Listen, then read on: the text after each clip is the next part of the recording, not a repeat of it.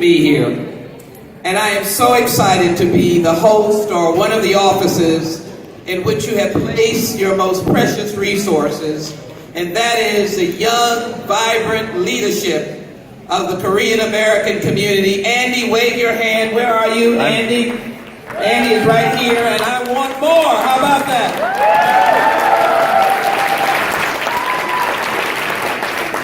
I know that you've had a wonderful array of outstanding members that have come.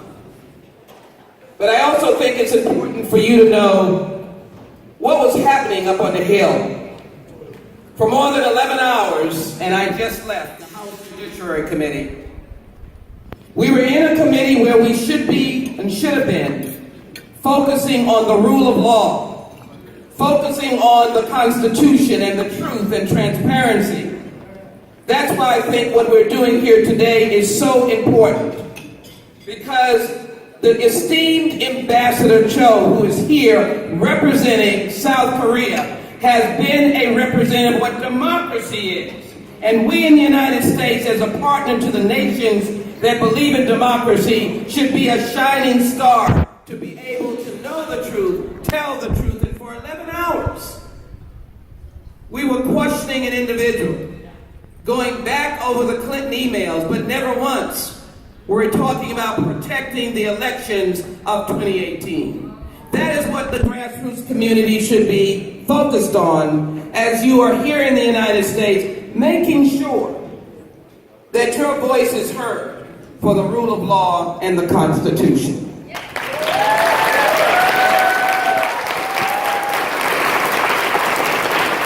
Again, may I acknowledge Ambassador Cho for his leadership in representing our friends in South Korea. I believe in peace on the peninsula. I have visited Seoul on many occasions. I have stood on the DMZ. I have seen the South Korean soldiers joined with the U.S. military, our men and women. Yes, for those who have visited the DMZ, I've been in the little house, and I've looked at those, the North Korean side, watching us. I want peace. I really do. And I believe that the leadership of South Korea was enormously courageous. I think his efforts were truly for the people of South Korea. It was, in fact, for all of us. And I applaud his meetings and his efforts at creating a pathway for peace, not only with the involvement of the United States, but also for the world. I say that with the greatest of sincerity, but I speak seriously to you. Peace must be, as most of our parents would tell us, and maybe even our grandparents, that two-way street. It must be the respect and honor that we give each other because of our respect for their dignity. And as the negotiations and conversations go on, the two-way street must have a sense of firmness. You must have values. And I would hope that the nation that is, or the part of the peninsula that is now North Korea, and Kim Jong-un, will find in his chemistry an ability for respect, truth, and keeping one's word. But until that moment comes, I refuse for the United States to abandon our friends in the southern part of the peninsula who have stood by us as we have stood by them.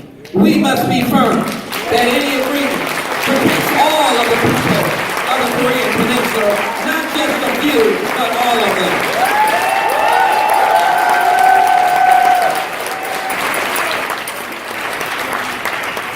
I expect to return to the Korean peninsula soon. Maybe to stand on the DMZ again, maybe to interact with the people in South Korea, as I've done in the past. I want them to see me as an American that has not abandoned them. And frankly, I'm encouraging the leaders who represent the State Department, who represent the Defense Department, in particular General Mattis. You know, when you have leadership, when you're at the top, it is always important for you to take counsel. I am sure Ambassador Cho takes counsel, but I'm sure that he gives counsel. And it probably behooves those who want to get it right to listen to this expert foreign policy leader.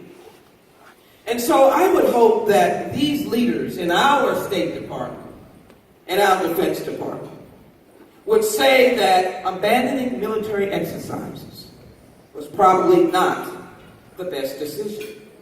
And I would hope that we would reinstate, as I have said, as I have written, military exercises not in the spirit of war, but in the spirit of strength and peace, and to foster negotiations from dignity and respect.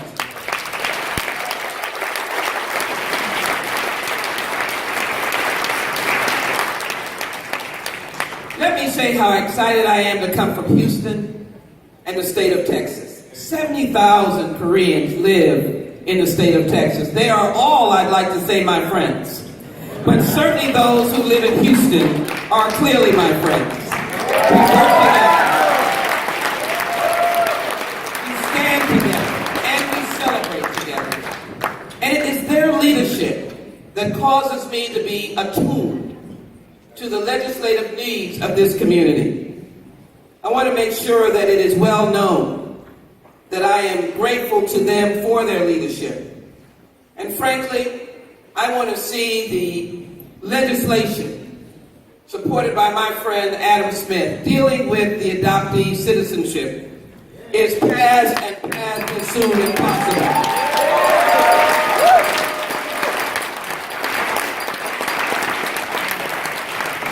I'm also glad for you to know that as a member of the House Foreign Affairs Committee, I was glad to be one of those who encouraged a hearing on the comfort women, and to be one of the strongest ones to support the compensation for the comfort women who had not yet been comforted. They were in their 80s. And when they testified, there was not a dry eye in the room. We must never treat women that way, and they deserve their dignity.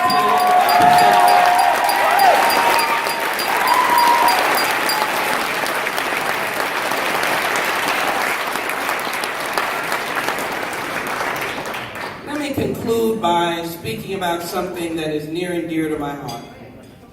As I've heard other members speak eloquently, as a member of the United States Congress, I've been on the Immigration Committee. I've been the ranking member for almost 2 decades. I'm really happy with my constituents to allow me to stay here. You can see that, since they have to vote every 2 years. But in looking at the eclectic, diverse city of Houston with so many rich heritages, I wanted to be on the Immigration Committee to affirm the building blocks of America, to have the opportunity to compensate the comfort women, or to speak to the issues of green cards and H-1Bs and access to citizenship. I wanted to be part of crafting a solution to young people who came to this country through no fault of their own, and to give them a pathway.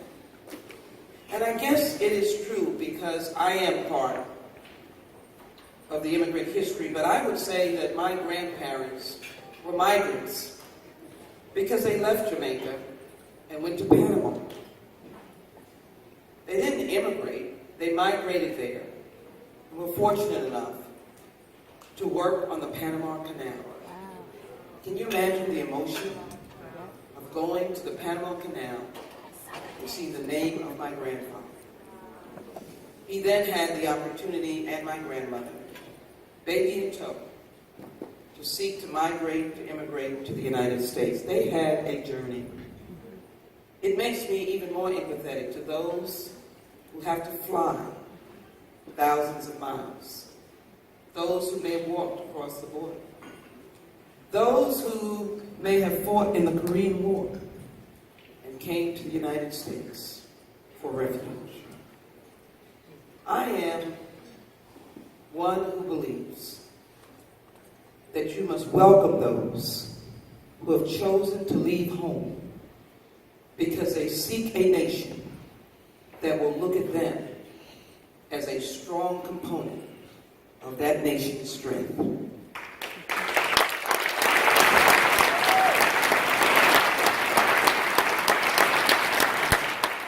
And so I am extremely proud of the Korean American Grassroots Conference. I think that you are a cornerstone of democracy. A growing Korean American population, running for office, finding a rightful place in advocating justice, equality, opportunity, and culture. I believe in the value of two parties, but I charge you with the responsibility of deciphering and discerning where there is the place that will welcome all of us who have been migrants or immigrants.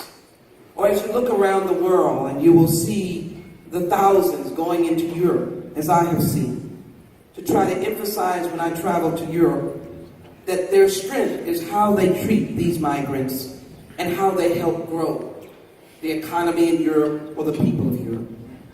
Or in fact, as I held baby Roger in my hand, down in the border of South Texas. Baby Roger, 9 months old. Baby Roger, taken, snatched from his family.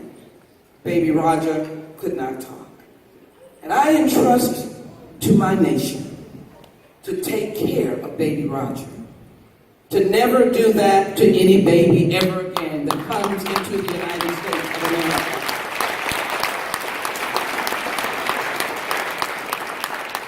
As you would go to any doctor to be cured of an ailment or a broken bone or a cut, I want to cure this nation's seeming insensitivity to what its very foundation is all about. Welcoming people from different places and becoming the greatest nation in the world. Not because it was those only who were here, such as our Native American friends, but it was those who we welcomed to our soil. It was slaves who became free. It was like Lincoln said, that we heal the nation and heal the wound and we would become one. To you,